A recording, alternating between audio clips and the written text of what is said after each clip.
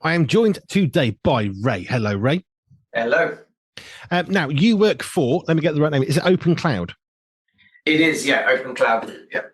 Cool. We'll come on to that. I was racking my brains thinking, I've forgotten the name. I can't remember the name. Oh, it's a terrible start. I forget people's names, but organization names and businesses, it's just, nope, it's gone. Always been the same way. I just don't retain stuff. I don't know why. It just doesn't go in. So just give us a little bit of an overview then. What's Open Cloud all about before we get into life and stuff? So Open Cloud is a Christian media and tech company. So my buddy Dan, he is the MD of Open Cloud Group, and when you guys chat with him, he's had a real faith journey with that, and God's been really good to him. But we run this Christian media and tech company, and we really want to serve the body of Christ with good media and good tech. And I head up all the media side and all the creative stuff that we do, and Dan deals with all the tech and all the IT support and all that kind of stuff. So we work for both, churches, but also businesses and companies as well. So just give us an idea. What's the sort of thing you might be doing in your particular role within that then?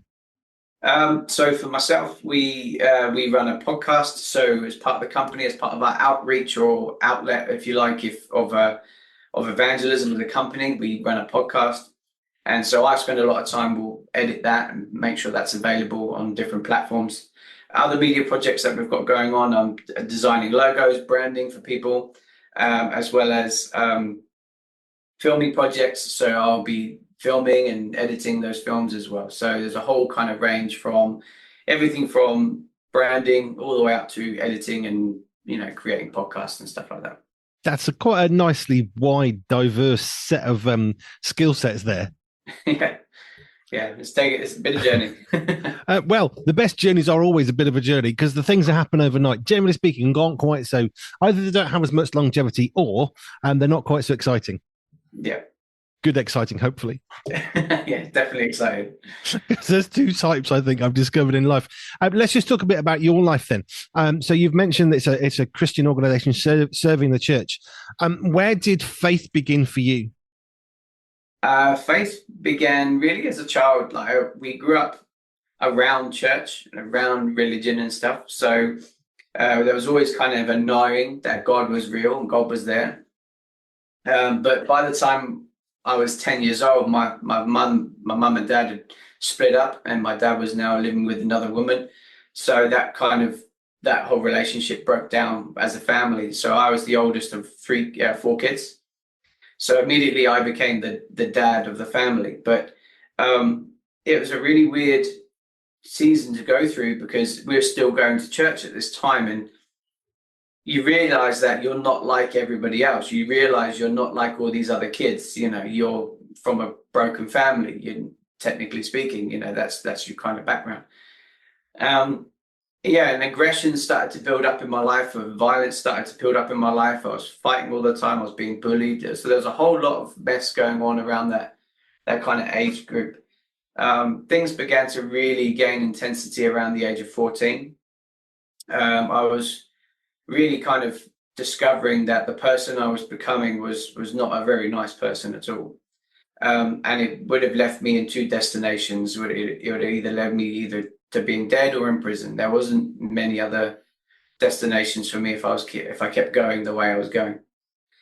And then my grandfather, who I loved, passed away of cancer, and he loved God, and he was like another dad to me. He was awesome. I loved him to bits.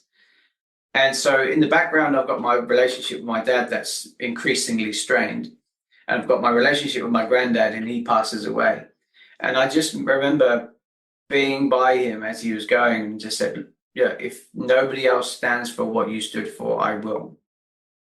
And that was really where faith began for me personally, because I decided that, you know what, if I was going to love this guy, if I was going to love my granddad, then if I wanted to honor him, then I would do what he would did to make him the man that I honored. Does that make sense? Yeah, yeah.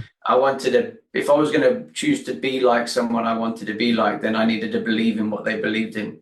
And so I really chose to pursue God from that point forward. And that was a messy journey. There was a lot of complication in that transition, but you know what? God brought me through it, and God set me free, and a whole bunch of stuff happened. And it's been a wacky, wild road ever since.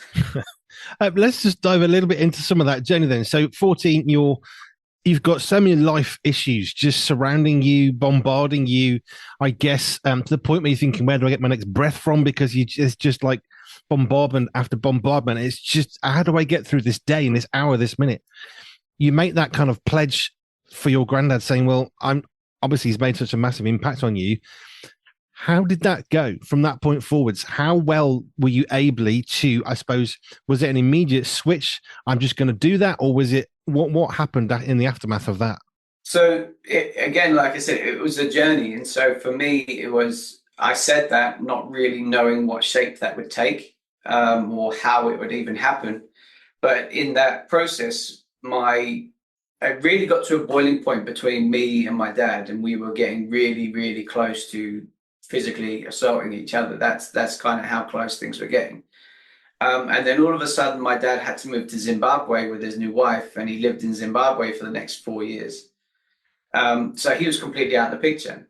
And so I'm there now with my granddad who's passed away, and the timing of this is a little bit off, but this is generally what happened in that time frame. And I was conscious that I needed to start coming back to God, but I didn't know how. So basically, as we're planning my granddad's funeral, this girl that goes to my granddad's church invited me to church. And I had a girlfriend at the time, so I was like, "Oh, okay, this is interesting." And she showed an interest in it, so it was messy. So I just said, "All right." So anyway, I started pursuing God because there's this pretty girl that invited me to church, and that's generally the teenage mindset, I think, possibly. But anyway, that was me at 15 years old going to church because some girl invited me. But in that process, God completely radically changed my life, and He, healed me of asthma. He delivered me from some stuff that I've been messing around with. And there was a whole lot that happened over a short space of time. It was very intense, but that kind of matches up with my personality. I think I can be quite an intense individual. So that whole process and journey was quite intense for the first few months. And then I realized I had to make some life changes. So I'd broken up with my girlfriend who I was with. That wasn't a healthy relationship. And then we left school. That was the end of school then, and I was getting ready to go into college. And then, I just did teenage stuff in college, but I had been convinced that God was the journey, God's journey, God's life. That was the place I was going to be, and that was the journey I was going to be on. And at the age of 16, something happened, and I ended up switching churches and moving into a new church, which is the church I'm in now. So I was about 15, 16 at this time. And a guy came over from Africa, a missionary called Phil Smithhurst, who runs an organization called Overland Missions. And he was preaching in the church. And I knew from that moment forward at the age of 16 that God wanted me to go to the ends of the earth and preach the gospel. And that he would take me to places that no one wanted to go and no one could go. And and that's been part of my journey ever since, really. There's quite a lot in there as well. I love the fact that your granddad made such a physical and spiritual impact on your life that you thought, I want to be like him, to the point of whatever he believes in, whoever he is, that's what I want to fight for. And it sounds like God then had a bit of a wrestle with you, which I think is quite normal. And then he got you on a very different track from where you were from. Yeah, I mean, I can understand some of that violence, that angst of broken homes, and it does breed stuff inside you. If you haven't been through a broken home, and I'm a child of a divorced family as well, it breeds stuff in you of insecurity and anger and frustration and hurt. And I had loads of guilt. I had loads of, it's my fault my family broke apart. And then you've got I was really envious of my stepsisters and the fact they seem to get more attention, and all these things, they just grow inside of you. And if you're in your teen years, which I was a bit younger, which in some ways maybe it was less bad, but teenage years, I mean, you got hormones plus emotions plus everything else going on whilst trying to work out who you are, whilst being told that what you thought you were isn't. And it's all that mash. It's no wonder that you were getting Strong emotions that were not exactly positive. Yeah, yeah, it was an interesting time.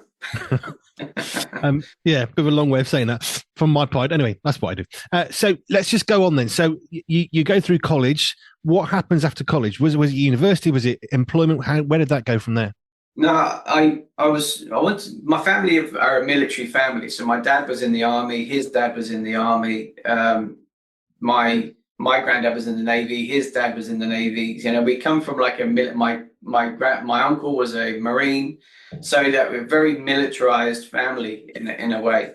And so that was just my thinking. I was going to be in the military. I wanted to be a marine. I wanted to, go and travel the world and do all that stuff. But it was when God was like, no, no, you're not going to do that. You're going to do what I want you to do. And so I was doing college, and all of a sudden I realized that what I was studying at college was not what I was going to be doing for the rest of my life. And so I just basically stuck it out for 2 years while I was doing this course and being bored to tears in the process. Um, but in that time where I was discovering God and discovering God's purpose for me, like I was evangelizing to my class. I was talking to people about Jesus and stuff like that, and inviting them to church and all that kind of stuff. So God was still using that moment, even though I didn't want to be there. And then it got to 18 years old. I went to Israel for the first time. So I spent a week in the Negev desert, and then I spent a week in Jerusalem, and really discovered the reality of scripture. And that was really fascinating, a real kind of impacting moment for me. And then I did an internship with the church for a year when I came back. And then after that, I was in the Philippines for 2 weeks. And then came back, and then I was in Africa for 3 months, and then I came back. It was when I came back, then I met who would be my wife. And yeah, we got to know each other, and then things quickly moved forward wind a couple of years, 22 years old, we're getting married. I love how your desire for Marines, which I always think of as adventure and travel and all that sort of stuff, I love how you actually got to do some of that anyway, Yeah. just on a very different track, Yes. For a different force, shall we say. Yeah. How much more travel have you found yourself able to do over your life? So, like I said, so the first one was Israel, then it was the Philippines, then it was Africa, Zambia. We moved around quite a bit in Zambia, so we went to Botswana as well, and then back to the Philippines. So I've been to the Philippines pretty much every year since 2006. I think minus a few years, I've been going there for about pretty much every year. My wife then started traveling. We knew that if we were going to be compatible, she needed to be in love with missions as well. She needed to be able to travel and do all that stuff. Otherwise, it just wasn't going to be fair. You know, we would pursue this relationship. I'd be disappearing all the time, and she'd be stuck at home because she didn't want to go. So we needed to make sure our hearts were synced for this stuff. And she went to Africa for the first time, and she fell in love with it. And then she kept going, and she kept falling in love with it. And then we kept going to the Philippines and fell in love with it. And we've lived in Singapore. We've stayed in Singapore as well. My wife is half Chinese, so she's half Singaporean. And we've stayed out there for a few months as well. And so, yeah, we've done quite a bit of traveling. Not too much in the West, but more so in the East. This is something I get to see. I have a very privileged position of interviewing people, getting little snapshots of their life and thinking, I love how God is bringing this. But you have this desire of travel, clearly, because you think that Marines, that's what they do. You know, they don't just sit on a beach somewhere. They're doing stuff around the world. But then God took that desire, but just took it in a different direction. So you still got to do some of the things that your heart was pursuing, but just for a different paymaster, I guess, is one way of putting it. What just think about missionary work. What did you enjoy about it? Because for some people, I'm going to jump there, which is probably where my brain would go. I mean, I've been a trucker. I've travelled some toilets in services stations. They are not very pleasant, but that was okay. But I had my own bed every night. How did you find missions work? Because for some people, the idea of going to Africa would be great. And many others, I suspect, it would be their worst nightmare of they got flies and it's hot and it's dusty and I won't know the food and then the language is different. I don't want to go. So how did you, what is it you fell in love with about the travel? So, I think when I first went to the Philippines, I was just blown away by how different this world was and how I could be on the same planet but in a completely different world, and just seeing how vastly different these things were. From England to the Philippines, how dramatically different they were. And we traveled around the provinces. We traveled to different areas. We traveled to the dump sites, and so we were just seeing just dramatically different situations to what I would know as reality. But this was their reality. This was for them. They're real for them. And so my heart was just really broken by what I saw and the people that I met. And because of my love for them and my compassion for them, it overrid anything else. It overrid any discomfort, overrid anything, any preference. It overrid everything. So we stayed in a few places, and I just got eaten by mosquitoes. That was just the thing. I was like a human pincushion. For some reason, they would ignore everybody else in our group and go for me. So, and that didn't stop on the first time. That was like every year. I remember being in Africa and I got bitten on my chest by a spider. So I woke up in the morning and I had 2 holes in my chest. So I said to my buddy, who's a hunter from Zimbabwe, and I said, "Hey, bro," I said, "check this out. What's this?" And he said, "That's a spider bite, bro." And I was like, "Oh, okay. Thank you, Lord." And now when you're living in the bush, like most things in the bush are poisonous. Like they're going to hurt you, right? So we've got baboons every morning. We've got snakes in our showers. We've got spiders everywhere. And I got bitten on my chest by one. So right over my heart as well. And so I just see God's hand on my life continuously. I felt malaria come on my body a few times, but then God just healed me. I just felt God healing my body as I was doing stuff. And that's not always been the case. I've gone through some stuff as well in the Philippines. I've been bitten by cockroaches. They have been both of my feet swelled up, and it was just horrific. It was the most painful thing I've ever experienced. I think I've been bitten by bed bugs, fleas, everything. So it's just like I've gone through the mill with travel. I really have, but it's been fun. But the passion of the people is what drives you on. Yeah, because the thing is, none of that compares to seeing God move. Right? When you see people getting healed, when you see people getting restored, when you see hundreds of people giving their lives to the Lord, when you see people encounter the one that made them, nothing else, no bite, no insect bite, no pain, no discomfort, no dodgy hotel room that you're staying in with a garden hose as a shower, none of that compares. It doesn't even hold up against it. If you think about mission, basically, you should go for it anyway.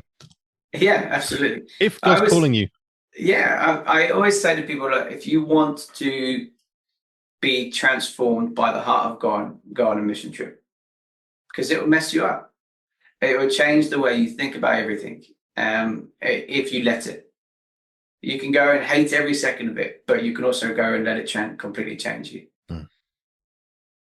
So missions trip, clearly you're not doing missions work at this moment. So let's just get into what you're doing at the moment. How did you find yourself in Africa and the Philippines and now working with Dan and Open Cloud? What's the transition there? So when I was 21, I was offered a job training the military in sea survival. So even though I wasn't in the military, I was able to be contracted by a civilian company to train the military.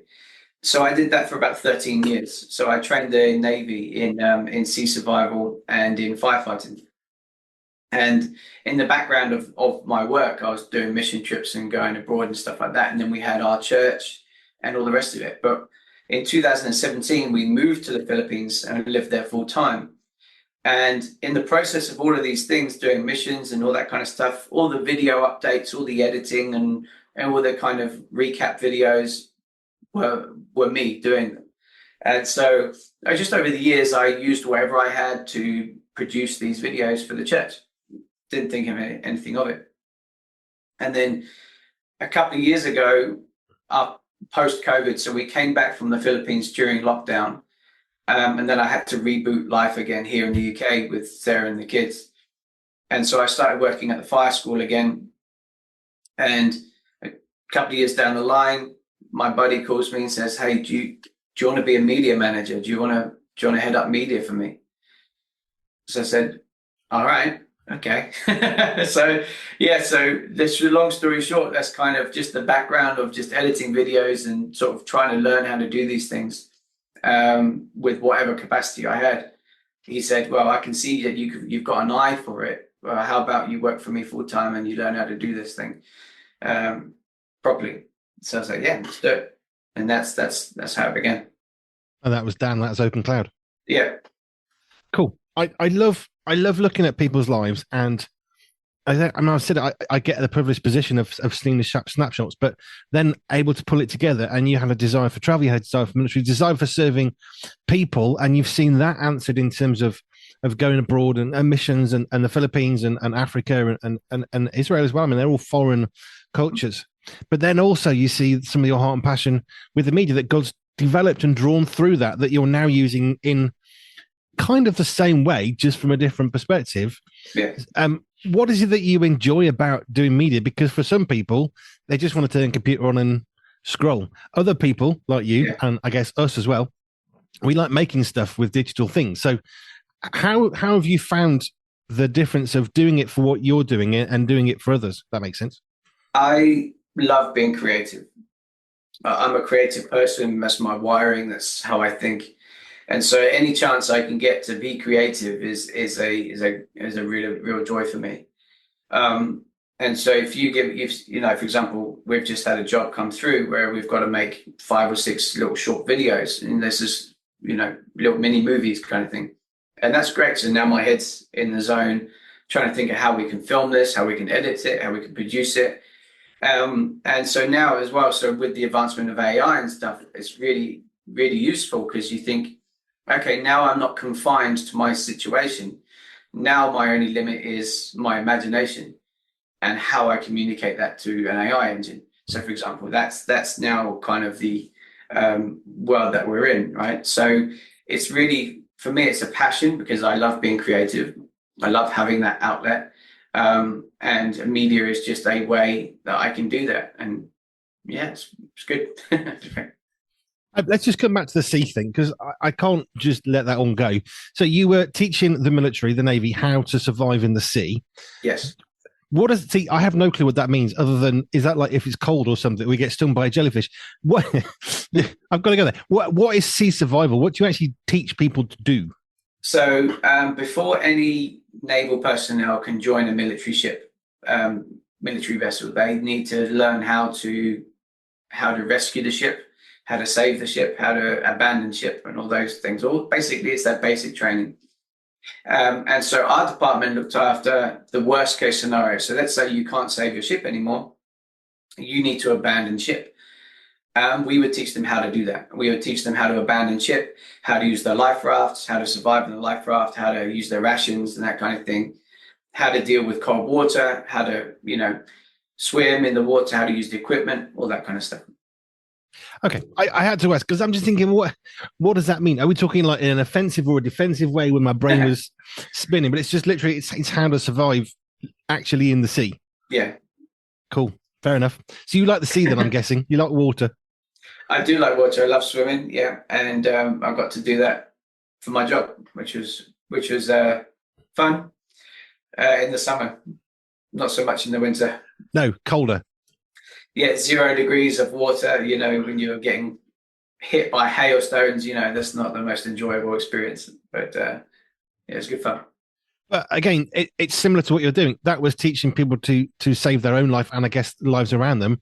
And you're just doing that with the missions work as well. So it's the same, for me personally, it's the same thing. It's teaching people how to live on, okay, in the sea for the Navy as opposed to salvation and heaven and stuff. But it's the same basic principle of trying to get people to realize the situation they're in and there's something you can do. Preservation of life. Yeah. Which matters. Ray, thank you. Open Cloud. You've talked to some like what you're doing, but if people are thinking, I could do some videos, that sounds good. How do they get hold of you to get your creativity for their project?